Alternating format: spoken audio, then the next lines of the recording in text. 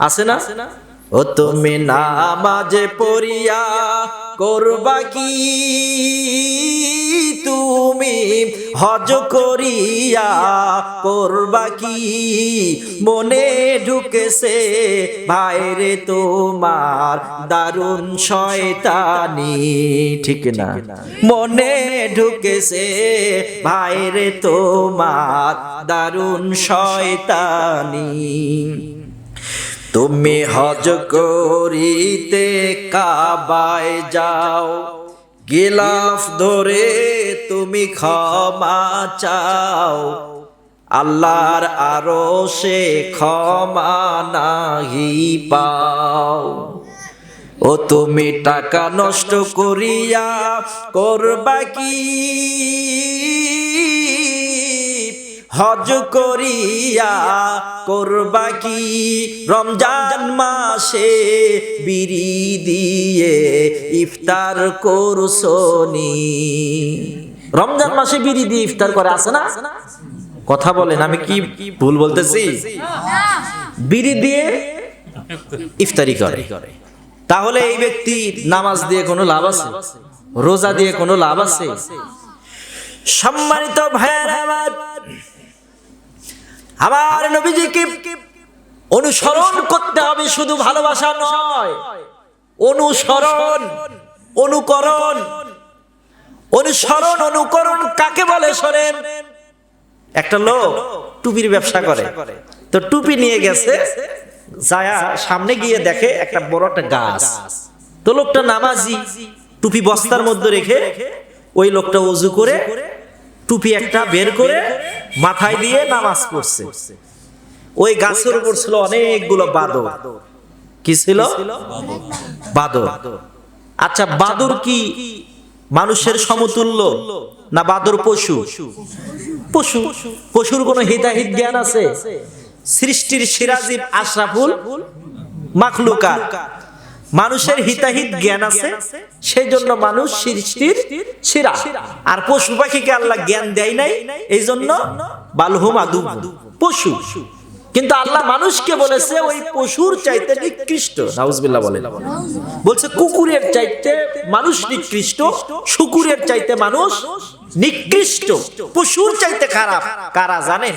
যারা ফজরের সময় ঘুমে থাকে, ফজরের নামাজ পড়ে না।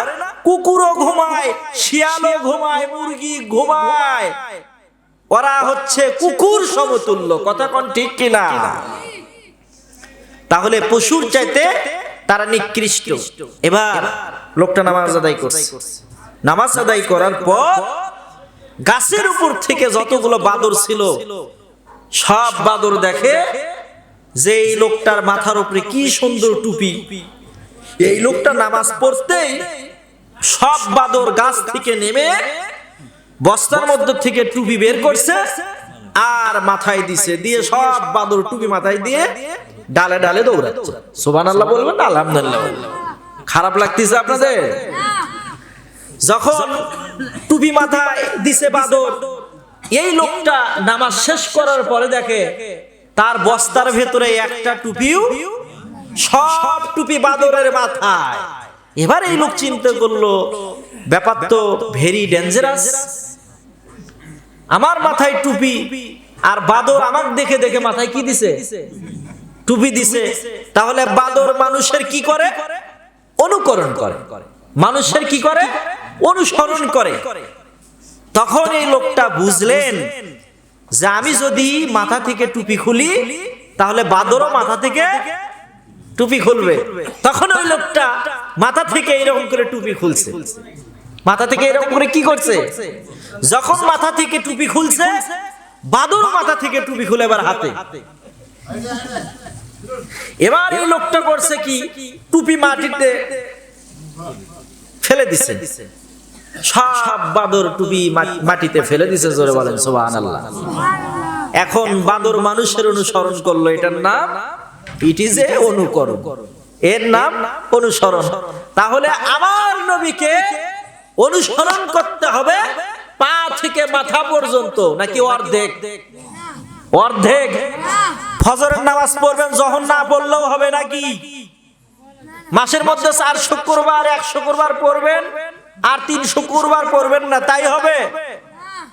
2 রাকাত পড়বেন 4 রাকাত পড়বেন না, আবার নামাজ পড়ে 2 মিনিটে সব নামাজ শেষ, আছে না নাই? আছে। তাহলে আবার নবীজিকে অনুসরণ করতে হবে। নবীকে যদি অনুসরণ করে ফাত্তাবিউনি ইউহিব্বুকুমুল্লাহ, আল্লাহ রাব্বুল আলামিন বললেন নবীর যদি তোমরা অনুসরণ করতে পারো, আল্লাহ রাব্বুল আলামিন বললেন ফাত্তাবিউনি ইউহিব্বুকুমুল্লাহ। পা থেকে মাথা পর্যন্ত তোমরা যদি নবীকে অনুসরণ করতে পারো, তাহলে নবীকে অনুসরণ করলেই আমি আল্লাহকে ভালোবাসা হয়ে যাবে।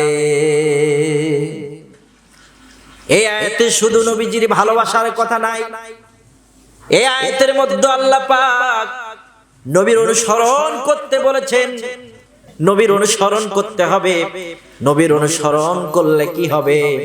আল্লাহ পাক বললেন ওয়ায়াগফিরু লাকুম যুনুবাকুম আল্লাহু গফুরুর রহিম।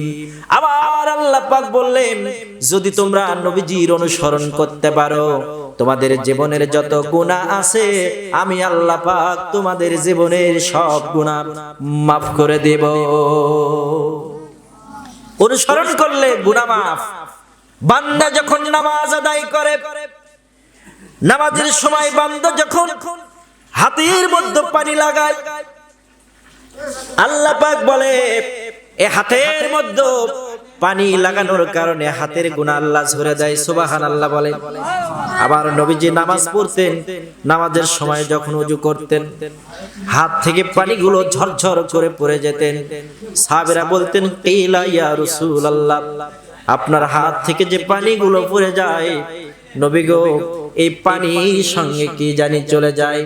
আমার নবীজি বলে যখন আমি ওযু করি, ওযুর সাথে যখন পানিগুলো ঝরে যায়, ওই পানির সঙ্গে সগীরা গুনাহগুলো ঝরে যায়। আমার নবীজি ওযু করার পরে তার যে ওযুর পানিগুলো, এই পানিগুলো নবীজি মুখের মধ্যে লাগাতেন, বুকের মধ্যে লাগাতেন।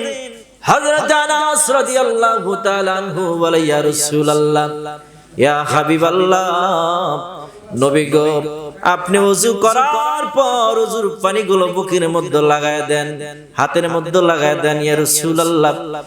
এবার আমার নবীজি বললেন ও আনাস, হাসরের ময়দানে কোটি কোটি উম্মতেরা সারিবদ্ধভাবে দাঁড়িয়ে থাকবে, ইয়া নাফসি বলবে। রাসূল সাল্লাল্লাহু আলাইহি ওয়াসাল্লামকে আল্লাহ সুবহানাহু ওয়া তাআলা কতটা মর্যাদা দান করেছেন, তাফসির পেশ করছেন মামুনুর রশিদ সিদ্দিকী, কেন্দ্রীয় যুগ্ম মহাসচিব, বাংলাদেশ ইসলামিক মিডিয়া কল্যাণ পরিষদ। হুজুরের মোবাইল নাম্বার 01712 773951।